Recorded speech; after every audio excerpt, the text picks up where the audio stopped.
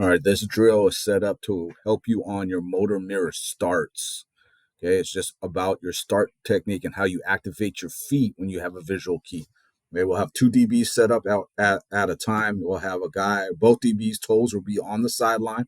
Underneath the chute, you'll have a bump stance. So your chest will be over your knees will be over your toes. You'll have a parallel placement by your toes. Both toes will be on the white line.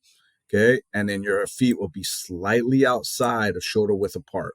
Okay, as you see, you have Tyke Woods on the left, and on the right, you have DaRon Bland, who's now playing for the Dallas Cowboys. Okay, his feet are slightly outside of his shoulder width leverage. All right. As you set yourself up, you're independently working on a wide receiver. Like DaRon is not even here. DaRon is working like he's working on a wide receiver like Tyke's not here. Okay, we talk about having a 60-40 base. So basically just shifting your weight away from wherever the wide receiver is. So the majority of your weight should be working on the outside foot, so you have a light foot on the inside. This is our near foot. This is our trigger foot. This is the foot that's going to start the whole technique. So as you see a visual key in front of you, boom, move back. That inside foot should be the first foot that works back. Okay? They're going to have independent feet, meaning both feet are going to be working independently as they lift up and touch the ground. Okay, we should not see any hops, any jumps, any skips, or anything like that. Both DBs should be working straight back on a line.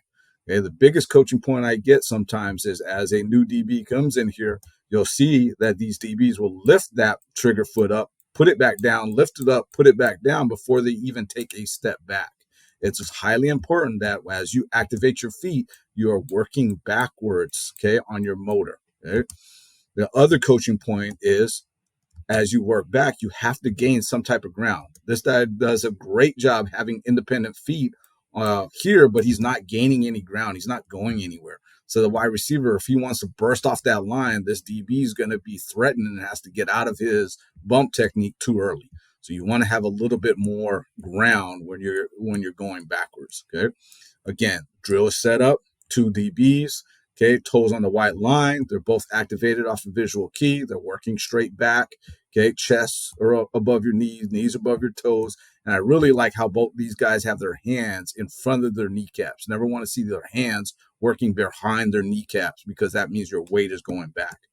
Okay, the last coaching point I would put on here is the fact that I want to see DaRon. If you see, as you see here, DaRon's kneecaps are working outwards here. Okay, there's a little bit too far. He is a taller guy, but you want to press those kneecaps inside. Okay, by pushing those kneecaps inside, that actually changes the leverage of your feet and puts the weight at the balls of your feet here and allows you to gain some grass and grab grass to change direction when you have to transition into the next phase of things.